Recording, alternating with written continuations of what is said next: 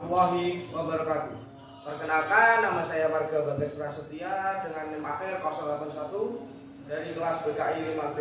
Nah, di sini saya akan menyampaikan tentang kerjasama kelompok. Ya, semua hubungan impersonal memiliki komponen emosional, di mana pada penelitian akhirnya ditemukan bahwa komponen tersebut akan bisa menjaga suatu hubungan tetap baik atau malah akan menghancurkannya. Nah, jika komponen tersebut negatif, maka hubungannya tersebut akan hancur atau akan menimbulkan permusuhan. Dan tidak ada kepercayaan antara satu sama lain atau akan bersifat merusak. Tanyakanlah pada pasangan-pasangan yang sudah putus. Memang sulit dipercaya, namun pada dekade terakhir diketahui bahwa perilaku manusia dipengaruhi oleh sifat emosi terkait dengan cara berpikirnya.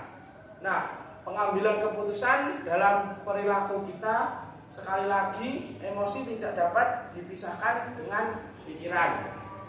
Nah, dalam hal ini ada cara mengatur pengaruh emosi terhadap perilaku kita. Nah, ada dua, yaitu yang pertama memahami respon emosional kita. Nah, di sini kita akan mendapatkan keuntungan dengan mengidentifikasi perasaan tersebut, melabelinya, berbicara mengenai perasaan tersebut, mengerti perasaan dalam hidup kita dan menyesuaikannya. Salah satu contoh label yang bisa kita berikan pada emosi kita, yaitu aku merasa sedih, senang, marah, takut, dan sebagainya. Setelah itu kita akan bisa berbicara mengenai perasaan tersebut, dan ketika kita sudah membicarakannya, kita akan lebih bisa melakukan banyak hal.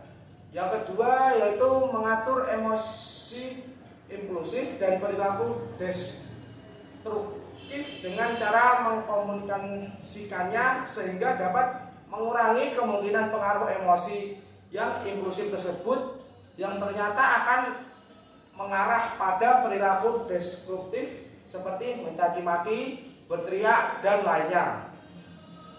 Nah, setiap individu memiliki cara dalam berhubungan impresional, yaitu dengan impresional yang berbeda dalam situasi formal maupun informalnya. Seperti contoh, kita sedang dalam suasana di kampus. Nah, di kampus ini kita berhubungan interpersonal dengan para dosen sebagai situasi formal yang kita hadapi, yaitu dengan berbicara yang sopan, dengan nada berbicara yang baik.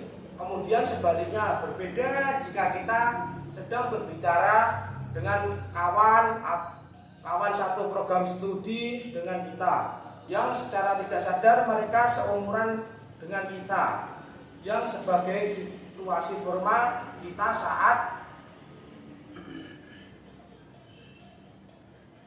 berhubungan impersonal, yaitu dengan berbicara layaknya mahasiswa atau mahasiswi yang sebaya. Beda dengan nada bicara yang kita gunakan ketika berbicara luntur dengan dosen.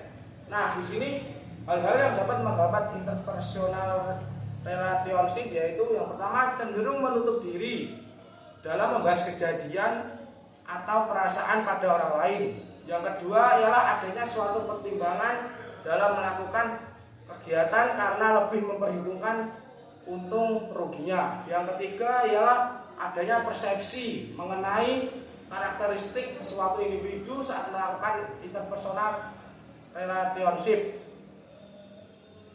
Nah, di sini juga ada hal-hal yang mendukung impersonal relationship. Yang pertama, penggunaan kata-kata yang baik dan sopan dengan tingkat keintiman yang sesuai saat interpersonal tersebut.